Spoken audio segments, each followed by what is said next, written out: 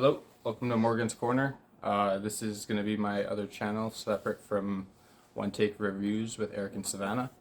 So if you ever want to go check out that channel, that's with my girlfriend and I. We do one take reviews on food and soon to come anything to review, whether it's a location we have never been to or anything to review. So this channel is going to be one-on-one conversations with guests that decide to come on. But tonight, I'm gonna have my first guest, none other than my dad. So, Dad, can you hear me? Okay. Yeah, I can hear you.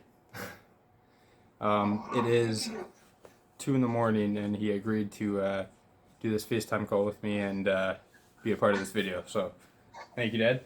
Okay, so let me just explain really quick. Right now, I've got some baby pugs that are only about 3-4 days old. So I'm Terry's with them during the day, and I watch them all night. So because I'm stuck on the night shift watching the babies, I got sucked into doing this video with Eric.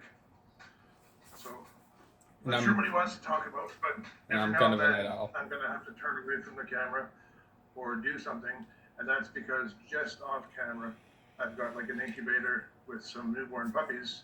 And then to the far left, I've got their mom, where they'll have to eat and whatnot. But I'm here for the night to talk to you, Eric, but every now and then I have to put my attention on the babies. No worries.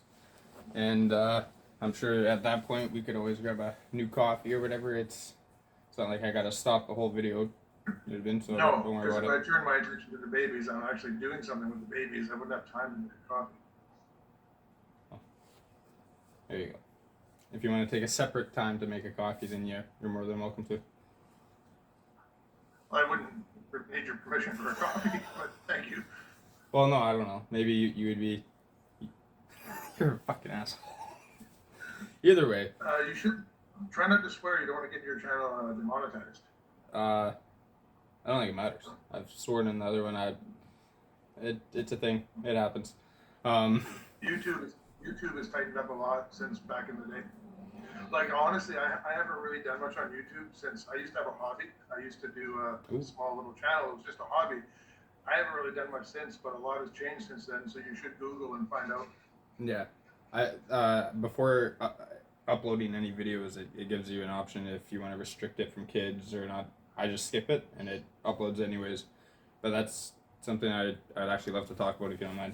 Is he used to do YouTube channels, and that's kind of what gave me the whole idea a long time ago. And then now I'm finally gonna give it a shot. But he's done Morgan's. What are the channels, Dad? Because you have quite a few, eh? Well, no, they were just hobbies, and I don't do them anymore, so there's no point. You could still talk about it though. It was still cool. He had quite a few subscribers, and it was like a weekly thing. It was fun, but it was a hobby. You know. He used to make his own vape juice. So, what did you want to talk about, Eric? Well, I was going to leave that up to the guest. But one. Well, I recently found out I'm going to be a grandfather. I was just going to say. The biggest news. Eric.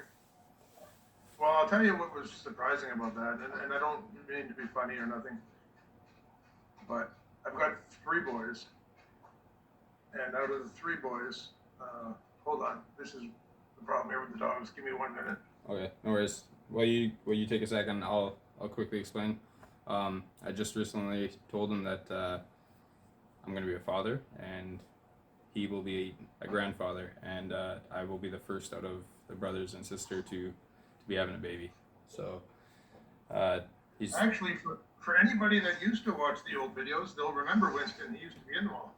So Winston has found a way to get in your videos. Sorry to cut you off. No, that's okay. So yeah, Eric started dating this new girl, and then anyone that knows Eric knows he has a history of dating garbage, to be honest. a lot of them were garbage. Two of them especially were the epitome of garbage. First episode's gonna be But a deep one. a lot of times, as a father, if your son or daughter comes to you and tells you that they're going to have a baby, realistically, you're just hoping that it's healthy, obviously, but you're also hoping that they're sharing that moment with someone who's decent. So I'm very happy for Eric because the girl he's with right now seems very decent.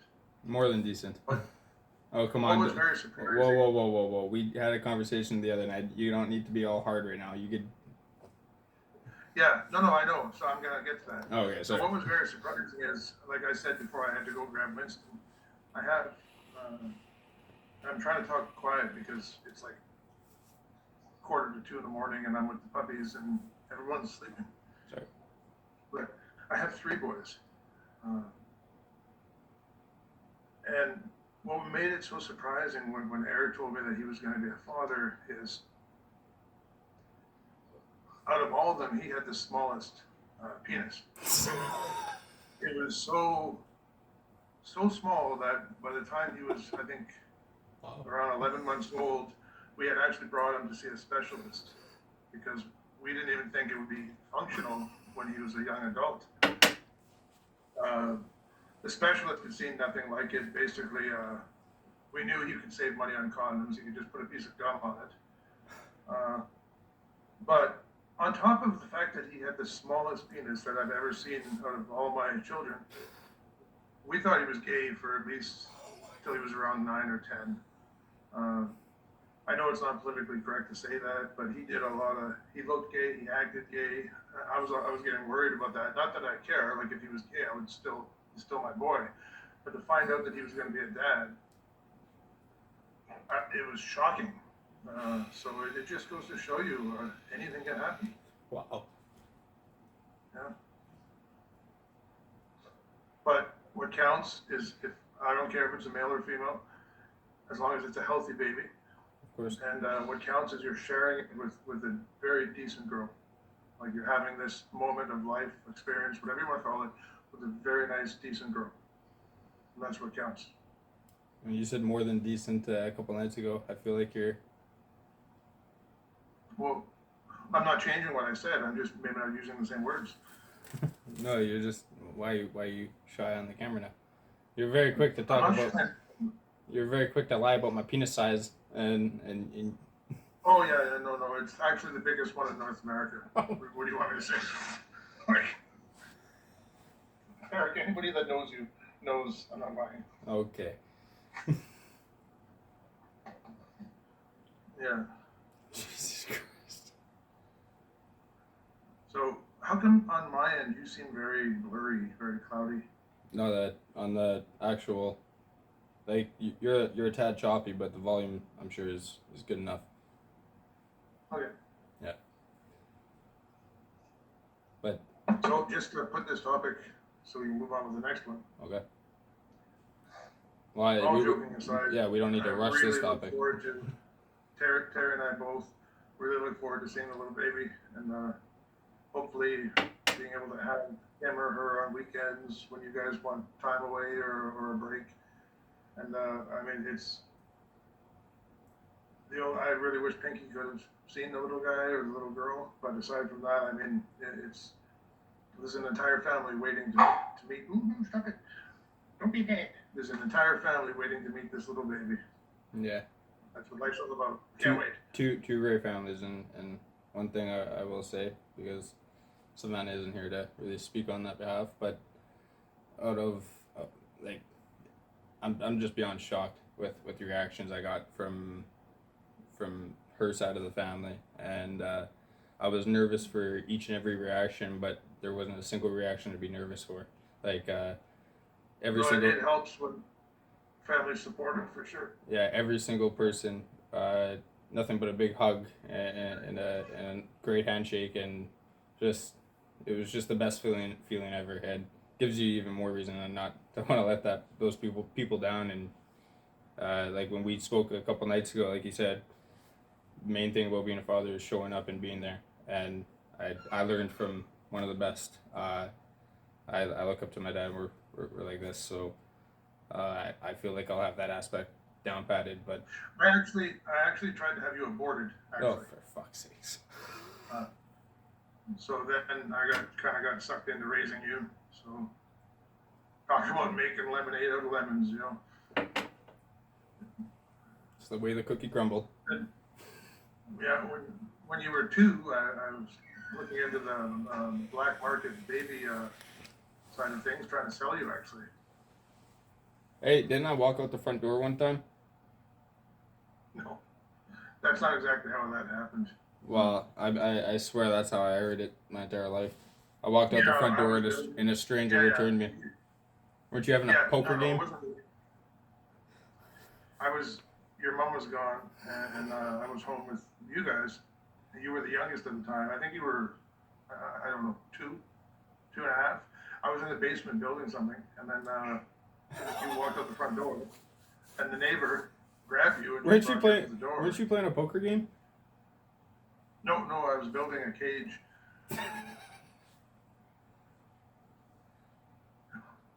That would be something to talk about. Do you mind? I don't care. Okay, so I was wrong. He wasn't playing poker.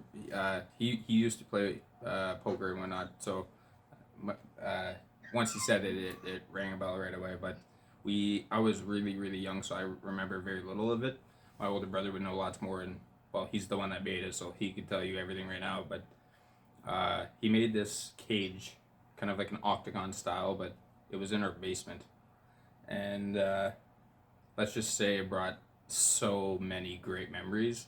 I'm a huge wrestling fan. On top of like loving MMA, watch it with the brothers. And long story short, Ed, I'll let you describe this cage that you built in the basement and what it was used for. And realistically, though, because I do remember you telling me how much it settled a lot of problems that ended in a lot better way than it could have. You know what I mean? Yeah, Like, no, rather it than on was the streets. uh, Cody and then Cliff and the age group that they were at the time, they were doing a lot, you know, the whole don't try this at home, but let's face it, everybody does, right? So I just tried to make a safer environment where they could have fun and you know, be boys without neighbors calling and complaining and stuff. And it's really what it was. And they had a lot of fun down there. Uh, But you also had Cliff there and his friends too, right? yeah, yeah, there was no broken bones or anything, so that was good. Not true. In Cody. hindsight, it wasn't. Whoa, It wasn't whoa. this. No. In all fairness, Cody broke like 3 of his fingers in there. No, No, I think just one. all of his fingers look But pretty fucked up. that was from something totally different. He was running or something, and when he fell, he wasn't play fighting or nothing at the time. When he fell, his finger went between the padding and it bent and it broke. Yeah, me, Cody, and Jess were playing Yeah. Germ. Yeah, that was totally unrelated. Like it But wasn't from I play thought fighting or I anything. thought there was more serious fighting. Like it was Cliff and his friends and shit. And whenever like someone had a Yeah, problem there or was whatever, there were some strap matches. it's And like it's stuff. like Yeah. pulling teeth right now. There was I don't know if you heard that or caught that, but he said there was strap matches. What else? There was fucking bat matches. There was what else? Bat fight. Yeah, no, but they weren't doing it like real, like they were doing it like as a show, like the older ones, like Cliff and his friends were 15 to 16 at the time, Holy and shit. say Jesse was around 9. So Jesse would see it as something that was real, But you it you want to know wasn't. something that then it worked for me too because I obviously thought it was real too. I thought they were actually fucking Yeah, for fighting sure. because Yeah, yeah. even to this day it was never really talked about. I just looked at it as holy Because shit. obviously, if they were like beating each other bad, why an hour later would they be playing Monopoly together in the dining room, right? I thought maybe they settled it. No, no. Oh. Yeah, no, that Yeah, that that was was it was a lot of fun times. So for the most part, when you do Morgan's Corner, whatever, what are you going to be talking about? You're like, I'm sure you're going to be like reviewing UFC pay-per-views and stuff. Or, that's what I was thinking is say if like I have a best friend his name is Eric as well, but say if he's over for a UFC fight, or say Cody or Ace are over for a UFC fight, after the UFC fight, like right after, I could upload a video and we could review each fight, each card, and kind of talk about what we think, you know what I mean? Or for example, with you, I kind of wanted you to pick the topic because it helps as you're the guest, so it will give you something to be able to talk about, and maybe I could learn something. Like for example, I just realized that they weren't fighting for real. Yeah, it was. But yeah, I think what I want to do is each episode I want to have it where it's the guest that picks the topic kind of thing, unless I have something interesting or something I really want to talk You about. know, like obviously, I'm just a guy sitting on the couch. Nobody really, truly cares. You know No, I know, but I have to say, or what you have to say. Yeah. What it comes down to is the topics, right? So Yeah. if there's a UFC and if it's something really controversial or something, and you're talking about that, because they don't really care who's saying it, they want to hear about the topic. Mm-hmm. You know, and so that's what. If you look at a lot of the channels that are popular, it's not the people that are in them. It's the content of the topic that has to be current. Maybe controversial would help. Yep. But it has to be current. You know, nobody wants to hear about you talking about how impressed you were as a young child seeing Hogan slam Andre in 1984. Nobody cares. No, I know. They all have those. Yeah. You know, but if a UFC fighter tomorrow gets pulled over for the DUI, they'd rather hear about that because it just happened. Yeah. No, that's fair. As far as I don't know, like I would talk hockey with you, but I think I'm going to save that for a different time, and somebody else, because I know you're probably tired of me talking hockey with you. Yeah, you've been doing it for a long time. Yeah.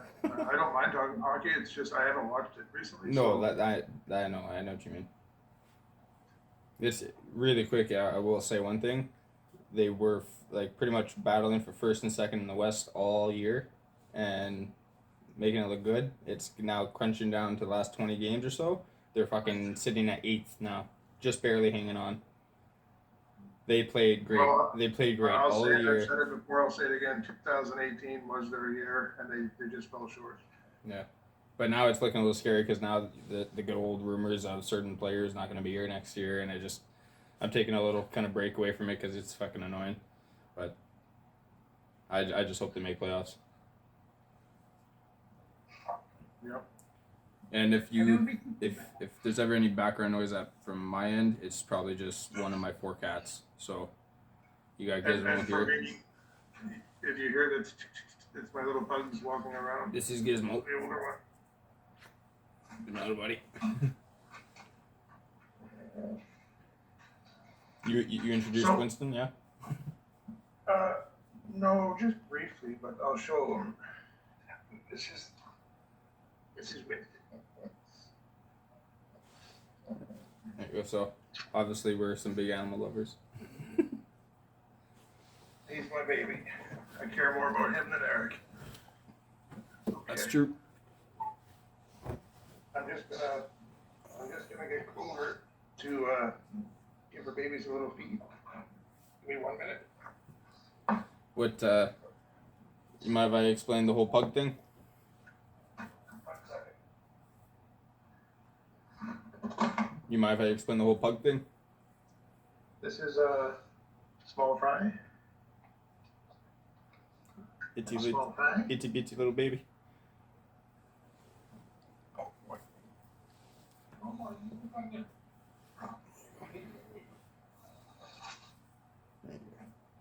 So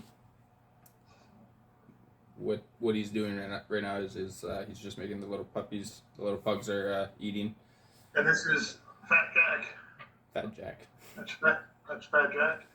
But he breeds pugs, and he has a page and everything on. He has a website, a page, and even a YouTube channel, River City Pugs. It's pretty cool. You should go check it out. Right now, I'm talking to you. I have it set up on my laptop, so I can't really pick it up and move it. Yeah, If I it was have on this my off the phone, laptop too, onto the TV. yeah, if it was on my phone, it would be different. I could just pan it over, but yeah, they're now they're on their mummy getting some milk. But I just have to watch them because sometimes that first 10 days, if they're eating, they'll spit up, and if the milk comes out of their nose, you have to suck it out right away. Otherwise, liquid in their lungs could cause either pneumonia or it could cause aspiration. So you always have to make sure you suck it out instantly. Jesus. Yeah, it's not like If when a golden retriever has dogs or puppies. No, you take some guy could come home. Oh, Martha, the dog had some babies, and all the babies are healthy and eating off their mom. Yeah. English bulldogs, French bulldogs, and pugs. If you're not there when they're born, they're pretty much going to die. Mm-hmm. You have to. Well, do everything I remember first. when I lived back at home. I remember. And after about 10 or 12 days, then the mother starts being a mother. But up until that point, they really don't. I remember when I lived at home there, Dad, when one of your litters had babies, or one of your dog's litters had babies. I can't remember what puppy was it. Maybe it was Penny, but it. 1 minute. Oh, you said 1 minute. I remember first time this was years ago, back when I lived at home. First time his pug there had babies. I saw it eat the placenta. It was the grossest fucking thing I've witnessed, and I have a weak stomach when it comes to that shit. And I'll never forget the image it left on me. Well, you're about to have a baby, so you're going to see worse. Well, I don't know, because I might be. I'll probably be beside Savannah and letting her squeeze my arm. I don't need to be at the end.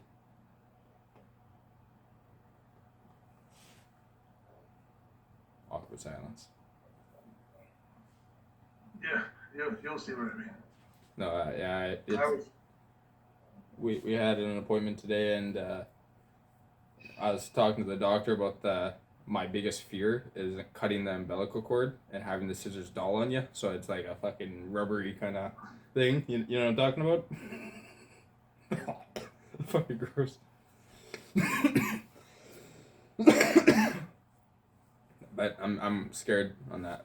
I think I like, all jokes aside, I joke about it, but I'm gonna do it, and I'm excited to do it, and it's gonna be gross, I'm sure, but I'm excited, and it's gonna be an experience. Cause No, it's trust me. You think it's going to be gross, but you see past all that. You see through all that. You just see the baby. You take in the moment. And you realize your parents. Yeah. It's hopefully 17 years later, 18 years later, they don't slam a door in your face.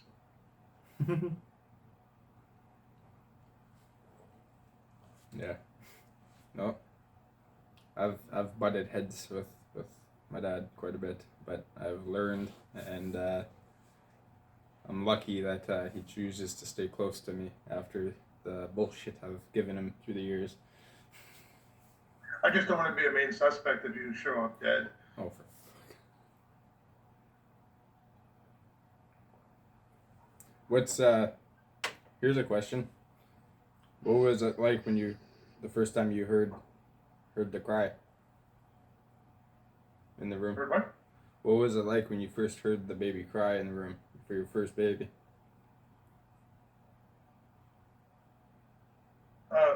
The first cry is in the delivery room. No, I know, like, what kind of feelings went through you? Like I don't know, like, I know you've had. Yeah, it was weird because a couple of nights before the baby was born, I was shooting pool with some friends some old friends I had back in Ontario, and you talk and you think and you picture how everything's going to go, and you talk about, oh, I'm going to do this, oh, I'm going to make sure I'm always there, but literally, like my first child was Jessica, and I think within a minute, like literally, as soon as she made that little squeak and I went to hold her, like the doctor passed her to me, you just had this, it was like an overwhelming need protect. Yeah, 1 second. That's the best way I could word it. You just thought, I would die for you, you know, and just an overwhelming need to protect and keep safe for the rest of your time. Yeah. I didn't really feel that way with you though. No. But all the other ones I did. And your puppies probably too, eh? Yeah, oh yeah. It's hard with the puppies.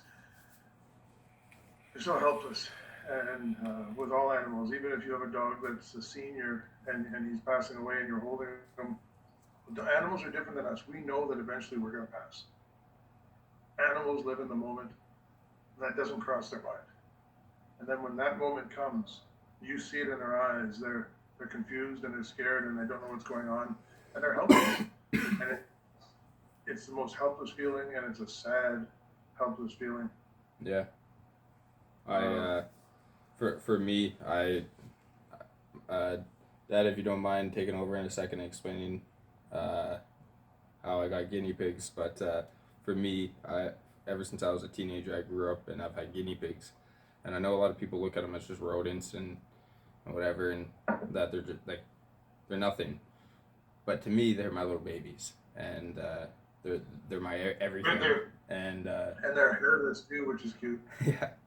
And I look at them no different than I look at my cats, or if I were to have a dog.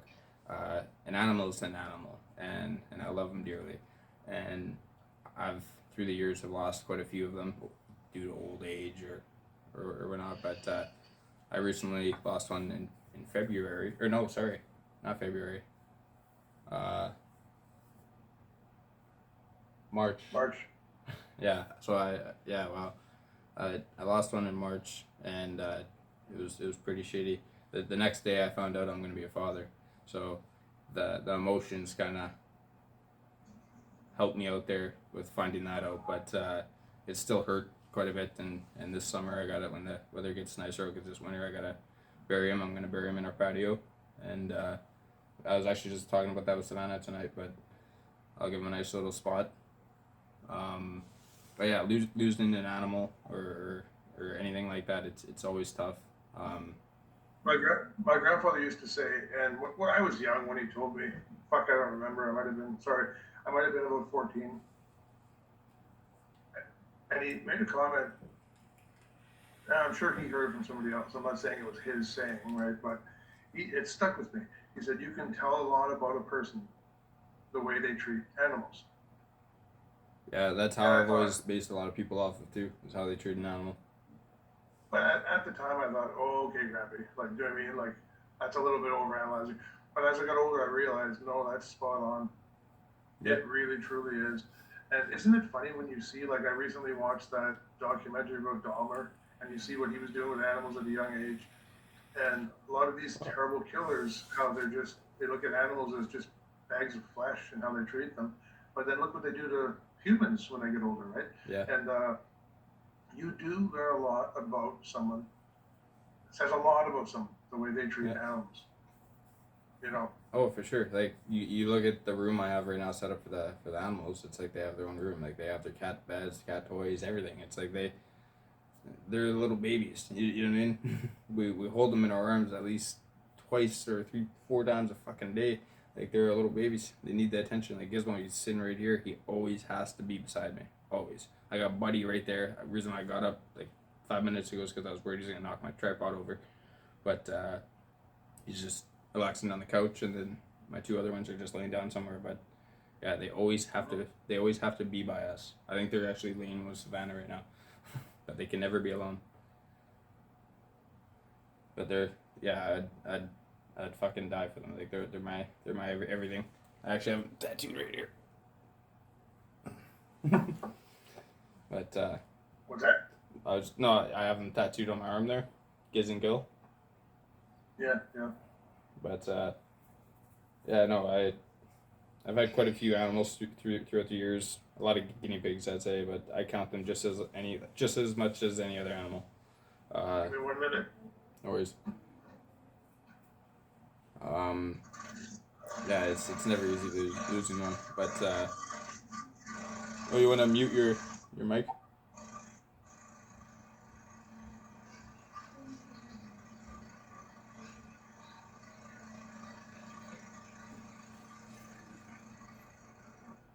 Oh, that's if I don't know if the video picked that up, but he has an incubator, and it kind of monitorizes the air and everything for the little puppies. It's pretty cool. When I was over at his place, I saw it, and it's a pretty handy machine.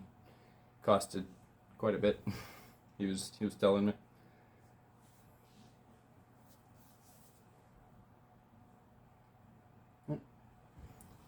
But I don't know if I was able to finish what I was saying about the whole pug thing. But my father breeds pugs, and he's been doing it for I'm back, Eric. quite some time now. And I'm back, Eric. nope. Hello. Hey, I'm just talking about like when you have to take a second there. I'm just explaining how you breed pugs, and you've been doing it for a while. I said that at the beginning of the video. Oh yeah. Yeah. Who knows? People might skip. It's not that I want to be distracted, but I mean, No, for sure. if the baby. Like I said, I'd rather do a video like this as my first video. I'm more comfortable talking to somebody. Well, it's my dad, so it makes it a lot more easier. Only thing is that, but it's okay.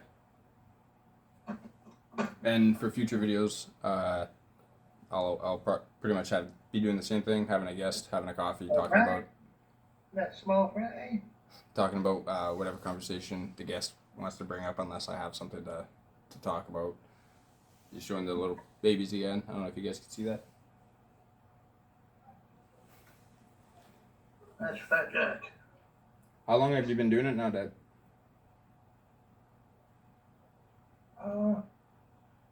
We've had online presence for maybe 5 years, but we were doing it for about 7. So. Oh, you know what? I just want to say something quick. I don't want to make this about me. No, hey, I talk about anything. I'm just going to say this really quick because there's a lot of times people, they're so against breeding. Well, I've got 3 things to say about that really, really quick. These people don't think long term. So let's just say, hypothetically, for argument's sake, let's just say breeding purebred dogs became outlawed, punishable by death this time tomorrow. So nobody would even take the chance on breeding them, right? It just simply comes to a crashing halt and it stops tomorrow. Well, the fact that the average lifespan of a dog is 12 to 14 years. Even with the anomaly living to be 16 or longer sometimes.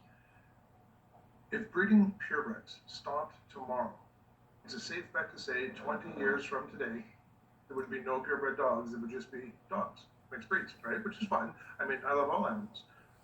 But then compound that another 20 years, and then another 20 years.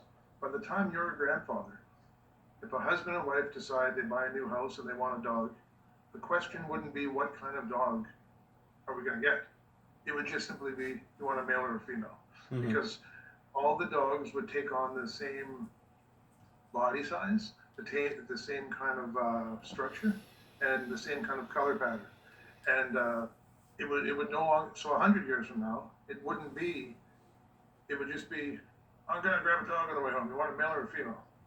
And because they become so disassociated with individualities, the human or people in general will look even less on them and actually spray animals and whatnot. Those numbers would increase, and so would animal abuse and whatnot. Secondly, I worked in Ontario at a no-kill shelter for 4.5 years. And I am totally for grabbing a rescue dog and but every now and then someone is like, you know what? When I got my first home, I had a rescue dog. My second dog was a rescue dog, and then all of a sudden it's like I'm 42 now. I've wanted a Doberman my entire life. And you find out that this person has wanted a purebred Doberman since they were 8 years old. Yeah. Well, newsflash. If this person finally decides to pull the trigger and get a purebred Doberman, if that's what this person has wanted his or her whole life, they're not going to go to the shelter crossing their fingers that there's a purebred 8-week-old Doberman for adoption. They're going to contact a breeder. So if somebody's wanted a pug their whole life, they're not going to the shelter hoping to find one. But at the same time, if somebody just wants a dog, they're not going to come pay the price to a breeder for a purebred pug. They're just going to go to the shelter. So a lot of people are under the impression that a breeder takes possible homes away from the animals that are looking for a home in a shelter. I worked there for 4.5 years. It's not like that. People that go to the shelter. Can I say something quickly? Are the same people that would never go to a breeder. And the people that are going to the breeder to get that dog they've wanted since they were a kid, they're not going to the shelter hoping. Secondly, a lot of people say, oh, that's fine if you want to breed certain dogs, but you shouldn't breed dogs that are plagued with problems. First of all dogs have problems. A German Shepherd is a very healthy dog that is prone to hip dysplasia. Whereas you take an English Bulldog, a Pug, or a French Bulldog, it's a brachiocephalic breed, which means they have an elongated palate, but not all. So you don't just randomly breed a pug with a pug. You look for pugs that don't have the problems that a brachiocephalic breed has, that have nice open airways, and you breed those pugs with, pugs that are the equivalent in health. Then you do it to increase the longevity of that breed and the health of that dog. And the final third comment is, if it wasn't for people that are, and ethically though, ethically breeding, don't just breed to make the money and don't do nothing for your animals and don't improve on the breed by being selective about your breeding line. You have to be selective about the breeding line, and you're making money, but not always. Sometimes, not always. But either way, if it wasn't for people that are ethically breeding dogs, 60 years from now, if your granddaughter wants to see a picture of a Cocker Spaniel, she would have to Google it.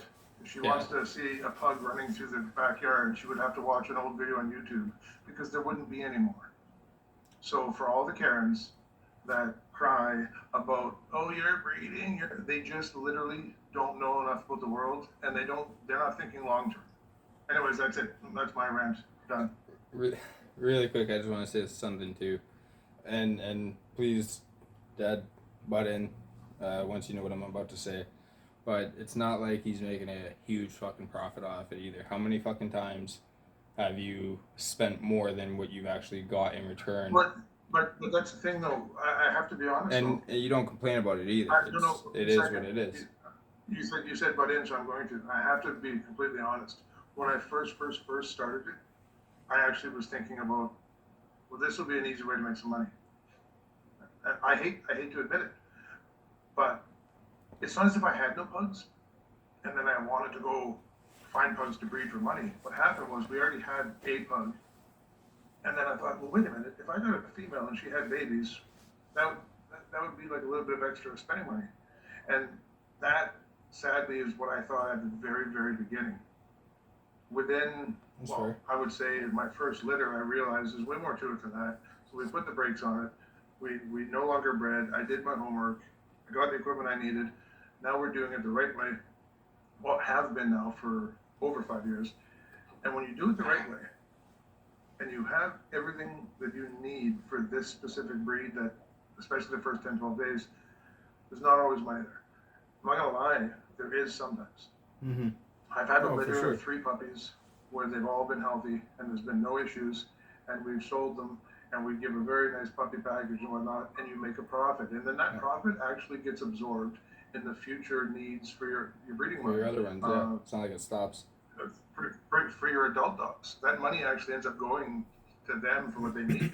And not only that. Then I've had litters where there's been 5 babies, and 2 of them clearly needed special care. And you're not going to turn a blind eye to that. So you rush them to the 24-hour vet. They spend 3 or 4 days there. You get like a $4,200 bill. and then you end up selling them, say, for 15. So you get 3,000 for those two, but you spend over 4,000 to save them.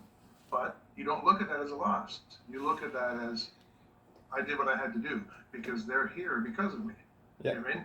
The only reason why they're having this fight ahead of them is because I brought them into this world, right? Mm-hmm. So I'm sure there's breeders out there that wouldn't admit it, but they just let those babies go because they know if I save that baby, it's going to cut into my profit margin. I would never do that. That's not ethically breeding. And not only then a lot that, like you said, sorry to cut you off, but like you said, Mhm. you could judge a lot about how somebody treats their animals. He spent over fucking $3,000, or I don't know the price, but it was fucking a lot of money on an entire room that when they bought a house, an entire That room, was close to 10. close to 10 grand, and the entire room is out of tile, and it's an entire dog room, and it's set up where there's a homemade shower. My brother, phenomenal fucking renovator. He renovated it all and made like this shower for the dogs. It's a grooming area, and it's just beautiful. There's a small little doggy door that goes right out to the backyard. It's beautiful, and it's shitty that you're on a laptop, or else you could show. But it's I've never seen anything like it, and I think the creative idea was. I don't, One second. I don't think there is anything like it. One second. The creative idea was from him, all from scratch, and it was him and my dad, or it was my dad and my brother Cody that put it all together, and it just fucking beautiful. It's Yeah. that was awesome. I honestly don't think there. Like, I'm not saying it to be arrogant, but I truly don't think there's anything like it. Basically, it's a large bedroom where the floor and the bottom 18 inches of the wall all the way around is tiled. We took out the closet and we extended it and we made it wider and we made a dog wash station, the kind that you would see if you go to a pet shop and you pay $30 to shower your dog. We have a door. It's not just a dog door, like a little doggy flap. It's an actual door. It's like an exterior door, but it's made small, and we cut a hole right in the house. We got stairs going down, so the dogs can go right outside that way and come right back in that way. That's fucking awesome. The dogs aren't confined there where they never see the light of day. This is just, it's got a whole grooming station. And not only that, the fucking window is the size of the entire wall. It's a big window with direct sunlight, so they're never ever trapped in or there's a closed in. grooming station and whatnot, and with drainage. If you basically, if you don't mind, you know how you were mentioning the shorts for Morgan's Corner. What I want to do is, after this video or whatever, on a time that I'm over at your place, I'll do a short and we'll do a little quick tour of the room so people, if they ever do watch this, they know what we're talking about. If they go to River City Pugs on TikTok, there's a short showing the dog wash station. River City Pugs on TikTok, and you'll see exactly what he's talking about. It's pretty awesome. But even like my little mobile cart, I was thinking long term, because you have to understand right now I'm just using it for temperature and humidity. And what I mean by that is, in between feedings, the babies go back in the incubator, and the temperature is exactly to what I set it for, and the humidity is exactly to what I set it for. But that's in a perfect world. That's when you have a healthy litter that you just want a safe place for them to be in between feeding, because this breed is known to suffocate the puppies. So, but it's equipped with other stuff. It has a nebulizer, it has an oxygen machine, it has all the other stuff in case it's needed for a dog that is struggling, giving them the best I'm not saying that replaces a vet. Worst case scenario, you still may have to obviously go to the vet. But the truth is, if you have a 1-day-old puppy or a 6-hour-old puppy and you bring it to the vet, 9.5 out of 10 times, they will tell you, oh, it's failing puppy syndrome, and they give it a needle. I swear. Yeah. I brought one puppy in, and she was maybe 10 hours old. They said, oh, it's failing puppy syndrome, and they were just going to euthanize it. I said, no, and I drove home, and then maybe 6 days later, I got a phone call from them asking how the puppy was doing. I said, the puppy's doing great. And it was an awkward phone call, but the thing is, I'm not saying I know more than a vet. Of course I don't. But the truth is, a vet They actually have vets in certain cities, especially in the States, that specialize in the neonatal care of infant puppies and kittens. Most vets don't. Most vets know how to do surgery. They know how to fix and set bones. They know how to do what to test for in blood and all that stuff. And they know everything there is to know from A to Z when it comes to farm animals. But most vets don't know what to do with a 10-hour-old puppy that's not breathing. They'll just simply put it on oxygen. And if it doesn't improve, it dies. Mm-hmm. But there's way more to it than that. There's just way more to it. And this is one breeder in Florida. He drives over 2 hours to a certain vet because that vet specializes in the neonatal side of animals. And I never knew, but most vets don't. Mm. That's why if I took a puppy that was 1 day old, struggling, that puppy has a better chance being right here on my oxygen, my nebulizer, and in my incubator than if I brought it in the car and I rushed it to the vet just for them to give it a needle and 3 minutes later tell me they did everything they could. No, for sure. And not only that, you're up all fucking night and you're with them all the time. It's unreal. Like nobody. But it's not. One second. Nobody will ever really know how much work is actually put into it, and that's the sad part. Is I don't think you'll ever get the recognition or credit, and I don't think.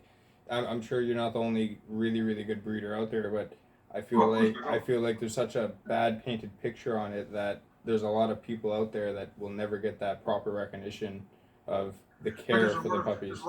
There's a lot of dishonest people. So say, John Smith posts an ad on Kijiji. Oh, advertising 3 beautiful puppies. The truth might be he might have had 8. Mm-hmm. And 5 died because he had no clue what he was doing. So 5 poor little babies suffered and struggled and died at his hands because he has no business breeding. But the world doesn't know that because when he posts his ad, 3 beautiful babies ready to go to a new home. Mm-hmm. You know what I mean? And that's the sad thing. You could be totally clueless, not know what to do, and not do anything right. And out of a large litter, you might still have 2 or 3 that are lucky enough to survive. And that's what's sad. You see these people, they have nothing in place for their babies, but yet they're still selling, and they're making profit because even if they're only selling 2 or 3, they're not spending a dime trying to save the ones that are struggling. Yeah. And that's not ethically bred. There was, I can't remember what I was going to say now. I lost my train of thought, but. Old age. Yeah. Gonna be a grandpa. Yeah, that's what happens. Yeah. Yeah. No, it's definitely a lot of work, and you've been doing it for quite a while. So obviously you had no choice but to educate yourself on it, and it shows. Mm-hmm. Yeah, there was. And not only that, you're smart enough too. Like you mentioned to me plenty of times how after a certain amount of times a dog is able to breed or have babies, he retires them, right? Like how many pugs you got retired and they're just enjoying life, fucking being dogs. You know what I mean? A big backyard to play in, and they're sitting on the couch with you relaxing. That's another thing too. When I say ethically bred, people lie and they're like, "Oh, it's her second litter, but it's her 7th or something." Well, they obviously don't care about these animals. Do you know what I mean? Yeah. A lot of people. There's a lot of people that are making comments that 1 litter is too much, Mm-hmm. and then they say a dog shouldn't be bred at all with all the animals needing a home and blah blah blah. Yeah. And then, well, the truth is this, and if you talk to a vet and if they're honest, they're going to tell you when a dog has her period and then she doesn't actually get pregnant, her uterus takes the same abuse, actually takes more abuse. I heard something about that. Same with cats, no? Yeah, I don't know about cats, but with dogs, her uterus takes actually more abuse when it goes through a heat from start to finish, and then doesn't get pregnant. And for the dog to be pregnant and go through childbirth and whatnot, they're experiencing life and whatnot and blah blah blah and all this. I actually have dogs that really enjoy being a mom, but of course there is a limit. Yeah. So you have to each and not only that, I would recommend rule of thumb 3 litters possibly 4 if green lighted by the vet, and that's that. Mhm. Uh, Wasn't there a time where you but said the vet? 1 second. Wasn't there a time the vet said one of your or one of your dogs could have a litter, and you actually made the call and not having a litter? Like you retired that dog. yeah, What one was that? yeah, that was Cupcake. Uh, So it's not like he's just doing it like that. That shows it's not just for the money, right? It's the health and care of the dog as well. no matter what, you don't breed them on their first heat, no Mhm. matter what. You want to wait minimum their second heat before you breed them. And she was coming up on her second heat, went for her exam, and she was green lighted for a litter. And I just had no, like she hadn't filled out yet. Her structure, her hips, her bones, everything about her, she was still way too small. And I thought, no. So I held off on it. And then when she was 18 months old, it was like a different dog. She had completely filled out her structure, her hips. She was way clearly more capable of actually bearing children and delivering them without complications. Mm-hmm. And then we bred her. And even then, she had a bit of a difficult time. And I actually said to Terry, I said, I couldn't imagine what would have happened if we bred her the previous heat 6 months prior. Yeah. Yeah. Well, that's awesome. Yeah. And then Winston, he's the king. The biggest insult I would say that you could ever say to a breeder, to be honest, is to ask them, you know, can you give me a deal? Are you flexible on your price? Because I don't think they quite realize, if done right, the work, the time, and the heartache, the sleepless hours, and the money that is put in to each and every litter. Mm-hmm. And the biggest insult you can ask to a reputable breeder who's ethically breeding that gives a shit to say, can you give me a deal? What's that? That gives a shit too, right? Yeah.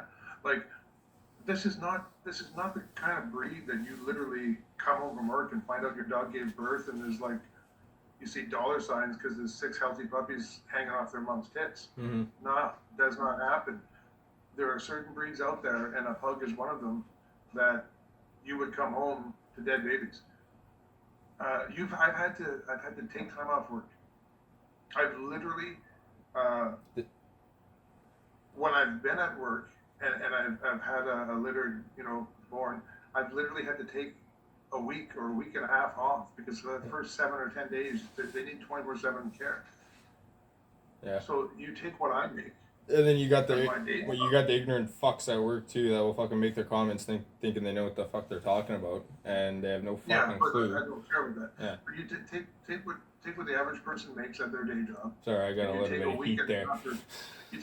You take a week and a half or 2 weeks salary because the person stays home for the first 2 weeks with the puppies.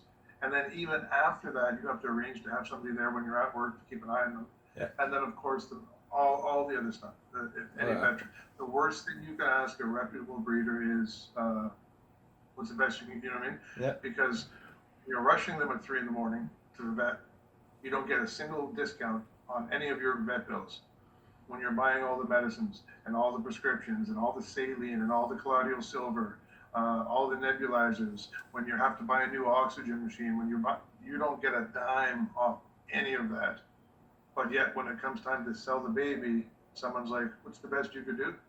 It's not like you're buying a fucking TV or something. It's not a piece of furniture. It's the biggest insult, yeah. No, for sure. Yeah.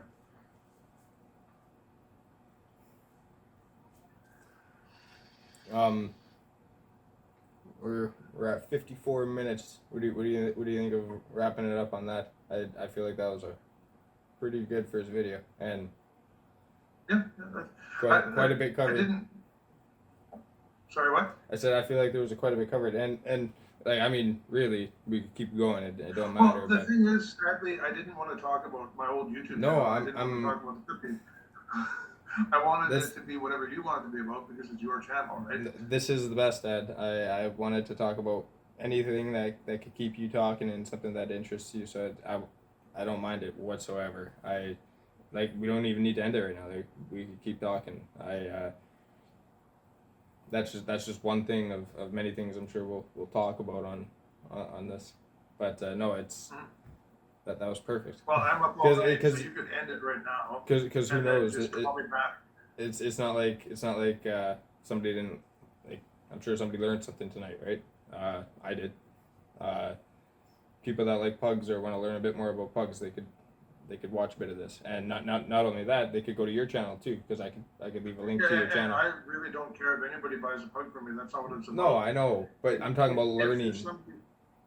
If there's somebody out there that's going to start breeding, all I would say to them is do your homework and do it right, because it's not about the money. Because these little lives, they look up at you and they're dependent on you that you know what you're doing. Yeah. And they're there because of you. So you owe it to them to dot your I's and cross all your T's before you take that step. Yeah. Oh, for sure. It's I think it should be like that with any animal. People like one thing I don't fucking understand is when somebody gets a dog and then they leave them outside 24/7 all the time. Ooh, let me say something about that really quick. For anyone that's still watching us, and I'm not saying I know everything or nothing, this is not me because I sat down and I broke it down and I looked at the science of it and then I'm coming up with an opinion. This is something I learned from a vet through conversations, you know, when you bring your dogs in and stuff to vets. Did you know that even if it's a Siberian Husky, or a wolf for that matter, their lifespan when they're left to their own vices, which is out in the wild, are 3 to 5 years. A Siberian Husky that goes out to go pee and comes back in and sits on the couch with his owner and whatnot can live 12 to 14 years. Well, there's a reason why it's almost triple. And here's why. Even if they have the fur coat, Siberian Husky, St. Bernard, whatever you want to call it, when they're in extreme minus temperatures for an elongated period of time, they actually develop fluid in the walls of their lungs. And the fluid in the walls of their lungs, somehow you'd have to Google it, but it basically equates to a shorter lifespan. Whether it be through aspiration or pneumonia, I don't know, you'd have to Google it. But even dogs like a Siberian Husky and a St. Bernard who love the outdoors, love being in the cold, when they're left for hours and hours on end, they develop fluid in the walls of their lungs, and it does greatly shorten their lifespan. So that's basically nature's way of saying all animals need a break from the elements, period. Mm-hmm. So yeah, even when somebody has a St. Bernard or a Husky, they shouldn't be leaving it outside all night in the cold. I know they have coats of fur and shit, but I've always my thing is I've always looked at it as if I'm cold, my animal's cold. I got a little patio out here. I'm just in a 1-bedroom apartment, but it's fenced off in a way. And my cats. But even if they're not, one second. completely comfortable in minus 30, but it's their lungs over hours that can't handle it. Mm-hmm. No, for sure. But how I treat my animals though, right? They're little babies. When I'm cold and I get cold easy, I got no meat on me, but they're in. I'll let them out on the patio for fresh air or not, but then they all run back in, and that's their outdoor time. But I would never. I don't even in the wintertime because we're in Winnipeg. It gets stupid minus 45 out there. I don't even let them out because it's too cold. And then it's sad you see like a stray cat or a stray dog or whatever, and it's I don't know. It's heartbreaking. It really is. Yeah. So if you have a fucking animal, bring it inside. Well, I appreciate your call. Yeah, no, Dad. This was awesome. I'm up all night, Eric. So what you could do is when you end, I'll let you wrap this up, and then when you end it, you can just simply call me back off your channel, and we'll just talk because I'm actually going to do another feeding in a few minutes, anyways. Okay. Yeah, no, I say this Maybe is next perfect. time I'll have my phone mobile so I could show what we're doing. Well, here. no, people could check out what you have on if they want, right? If anybody found interest in the conversation about pugs, I can check out the River City Pugs on TikTok. It will show you the room he's talking about. We're on Instagram, we're on Facebook, and we're on YouTube. There you go. But no, Dad, thank you so much. It was like pulling teeth to try to get him to do this, and yeah, thank you so much.